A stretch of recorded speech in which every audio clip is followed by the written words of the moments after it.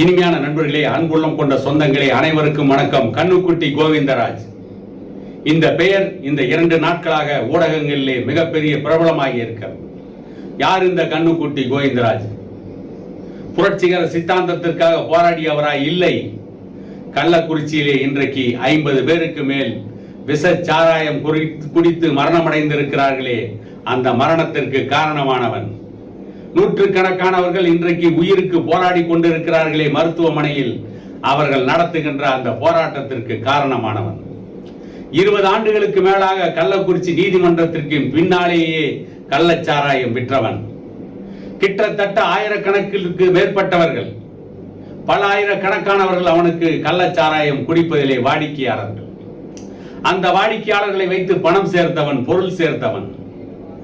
அதை வைத்து திமுக, விடுதலை சிறுத்தைகள் கட்சி மற்றும் ஏற்கனவே ஆட்சியில் இருந்த கட்சிகளுடைய பிரமுகர்களுடன் நெருங்கிய தொடர்பு வைத்துக் கொண்டு அவர்களை சரியாக கவனித்து கள்ளச்சாராய விற்பனையை கன ஜோராக நடத்தியவன். அதன் விளைவு இன்றைக்கு 50 குடும்பங்கள் தாலி அறுத்து வீதியிலே நிற்கிறார்கள்.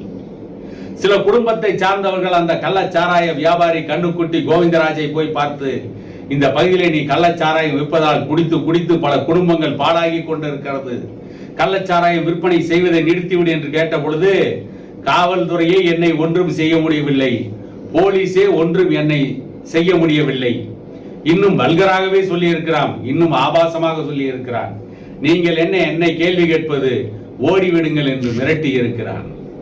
இத்தனைக்கும் அந்த கருணாபுரம் என்கின்ற பகுதி தலித் சமூக மக்கள் அதிகமாக வாழ்கின்ற பகுதி. இந்த விஷச்சாராயத்தை குடித்து இறந்தவர்கள் கூட அதிகமானவர்கள் தலித் சமூகத்தை சார்ந்தவர்கள் தான் இருக்கிறார்கள். உள்ளபடியே அந்த மக்கள் பாதிக்கப்பட்டதற்காக முதலில் வீதியிலே இறங்கி போராடி இருக்க வேண்டியவர் விடுதலை சிறுத்தைகள் கட்சியின் தலைவர் திருமாவளவன், அந்த கட்சி. ஆனால் பாட்டாளி மக்கள் கட்சியினுடைய தலைவர் டாக்டர் ஐயா தான் முதல் அறிக்கை விட்டார், பாதிக்கப்பட்ட மக்களுக்கு 10 லட்சம் ரூபாய் நிவாரண தொகை வழங்க வேண்டும் என்று. காரணம், அந்த மக்கள் பலியாக்கப்பட்டவர்கள், அந்த மக்கள் பலியாடுகள். திமுக ஆட்சி நடக்கிறது. கடந்த 3 ஆண்டுகளாக திமுக ஆட்சிக்கு எதிராக யாராவது முக்கினால் முணங்கினால் அவர்களை கைது செய்ய முடிகிறது.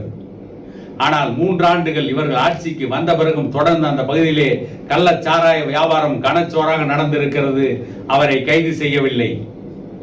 அந்த கண்ணுக்குட்டி கோவிந்தராஜ் என்பவரின் மீது 20 வழக்குகளுக்கு மேல் இருக்கிறது. 2 முறை குண்டர் தடை சட்டத்திலே கைது செய்யப்பட்டவர். இருந்தாலும் கூட அதனால் எந்த பாதிப்பும் இல்லாமல் தொடர்ந்து கள்ளச்சாராய வியாபாரத்தை கனச்சோராக நடத்தி இருக்கிறார். விளைவு 50 குடும்பங்கள் தாலி எடுத்து வீதிக்கு வந்திருக்கிறது. இன்னும் 100கணக்கான குடும்பங்கள் வீதிக்கு வர இருக்கிறது. தமிழக அரசு 10 லட்சம் ரூபாய் அவர்களுக்கு பணத்தை கொடுப்பதாக அறிவித்து இருக்கிறது.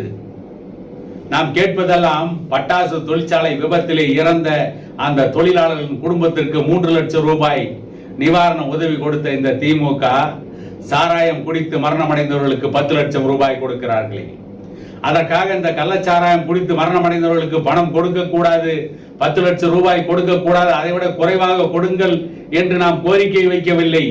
ஏன் அந்த பட்டாசு தொழிற்சாலை விபத்திலே இறந்த அந்த அப்பாவி தொழிலாளர்களுக்கு 10 லட்சம் ரூபாய் வழங்கவில்லை என்று நாம் ஏற்கனவே மரக்காணத்தில் நடந்த அந்த கள்ளச்சாராய மரணத்தின் போதே இந்த கேள்வியை எழுப்பி இருக்கிறோம்.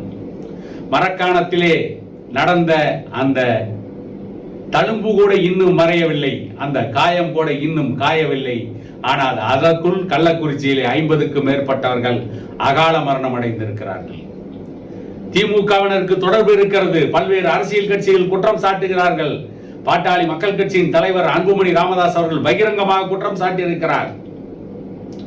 திமுகவுடைய சட்டமன்ற உறுப்பினர்கள் 2 பேர் கொதித்து எழுகிறார்கள். உதயசூரியனும் வசந்தம் கார்த்திகேயன் என்கின்ற 2 சட்டமன்ற உறுப்பினர்கள், நாங்கள் நிரபராதிகள், நாங்கள் குற்றவாளிகள் இல்லை என்று கொதித்து எழுகிறார்களே. இந்த கொதித்து எழுந்த இந்த கொதிப்பை அந்த கள்ளச்சாராய வியாபாரிகளை கைது செய்வதில் காட்டியிருக்கலாமே, கள்ளச்சாராயத்தை அழித்து ஒழிப்பதில் காட்டியிருக்கலாமே. அதை விட்டுவிட்டு இன்றைக்கு பாட்டாளி மக்கள் கட்சியின் தலைவர் அன்புமணி ராமதாஸுக்கு எதிராக கொதித்து எழ வேண்டிய அவசியம் என்ன? காரணம் ஒன்றுதான், வேறொன்றும் கிடையாது. திமுகவை பொறுத்தவரை, அந்த கட்சியை பொறுத்தவரை எந்த காலத்திலும் தன்னை யோகியன் என்று அவர்கள் பகிரங்கமாக சொல்லிக் கொண்டதே கிடையாது.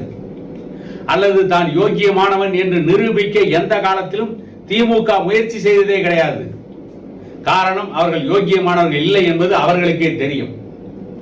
அதனால் என்ன செய்வார்கள் என்று சொன்னால், மற்றவர்களை அயோக்கியர்கள் என்று அவர்கள் மீது அயோக்கிய பட்டம் புகட்டுவதற்கான அத்தனை அயோக்கியத்தனமான வேலைகளையும் திமுக கட்டவிழ்த்துவிடும். அதைத்தான் இந்த கள்ளக்குறிச்சியினுடைய விஷ சாராய மரணத்திலும் திமுக கையாள ஆரம்பித்திருக்கிறது. எங்கள் மீது குற்றம் சாட்டி இருக்கிறார்களே, குற்றச்சாட்டுகளை நிரூபிப்பார்களா? நாங்கள் என்ன வெங்காயத்திற்கு நிரூபிக்க வேண்டும்? அந்த தொகுதியினுடைய சட்டமன்ற உறுப்பினராக இருப்பவர்கள், கள்ளக்குறிச்சி மாவட்டத்தின் ஆளுங்கட்சியினுடைய சட்டமன்ற உறுப்பினராக இருப்பவர்கள், அவர்கள் தான் நாங்கள் குற்றவாளிகள் இல்லை என்று நிரூபிக்க வேண்டும். அது அவருடைய கடமை. மக்கள் பிரதிநிதியாக இருப்பவர்கள் அவர்கள், சட்டமன்ற உறுப்பினராக இருப்பவர்கள் அவர்கள். எங்களுக்கும் அந்த கள்ளச்சாராய வியாபாரத்திற்கும் எந்த சம்பந்தம் இல்லை என்று ஆதாரத்தோடு நிரூபிக்க வேண்டியது அவர்கள் கடமைதானே தவிர அது பாட்டாளி மக்கள் கட்சியின் கடமை அல்ல. ஆனால் அந்த மரணத்திற்கு பொறுப்பேற்க வேண்டியது திமுகவின் சட்டமன்ற உறுப்பினர்கள், இன்றைக்கு ஆளுகின்ற திமுக அரசு. காரணம், ஆட்சி இவர்கள் கையிலே தான் இருக்கிறது. ஒரு கள்ளச்சாராய வியாபாரியை 20 ஆண்டுகள் கள்ளச்சாராய விற்க அனுமதித்து விட்டு, பல வழக்குகளில் இருந்து அவர்களை காப்பாற்றி விட்டு, திமுக, விடுதலை சிறுத்தைகள் உள்ளிட்ட கட்சிகள், ஏற்கனவே தமிழகத்தை ஆண்ட கட்சிகள் இத்தனை தவறுகளையும் செய்துவிட்டு இன்றைக்கு மனித புனிதராக மக்கள் மத்தியிலே வேடம் போட வந்து விட்டார்கள். இன்றைக்கு திருமாவளவன் உள்ளிட்டவர்கள் எல்லாம் சாராயத்திற்கு எதிராக தொடர்ந்து பேசி போராடி இருந்தால் எவ்வளவோ முன்னேற்றம் ஏற்பட்டு இருக்கும். ஆனால் இன்றைக்கு கள்ளச்சாராய மரணத்தில் இறந்தவர்களுக்காக இரங்கல் தீர்மானம் நிறைவேற்றவும் அனுதாபம் தெரிவிக்கவும் மட்டுமே அங்கே போயிருக்கிறார்களே தவிர கள்ளச்சாராயத்தை ஒழிக்க வேண்டும், சாராயத்தை ஒழிக்க வேண்டும், டாஸ்மாக் மதுபானங்களை ஒழிக்க வேண்டும் என்ற எண்ணம் திமுக, விடுதலை சிறுத்தைகள் கட்சிகளுக்கு எந்த காலத்திலும் இல்லை என்பதைத்தான் இது எடுத்து காட்டுகிறது. காரணம், கள்ளச்சாராய வியாபாரிகளை ஊக்குவிக்கின்ற இடத்திலே தான் இவர்கள் இருந்தார்களே தவிர அவர்களை ஒழிக்கின்ற இடத்திலே இவர்கள் இல்லை என்பதற்கு இவையெல்லாம் மிகப்பெரிய ஆதாரங்கள் என கூறிக்கொண்டு இன்னொரு காணொளியில் உங்களை சந்திக்கும் வரை உங்களிடமிருந்து விடைபெறுவது உங்கள் எடப்பாடி துரைசாமி.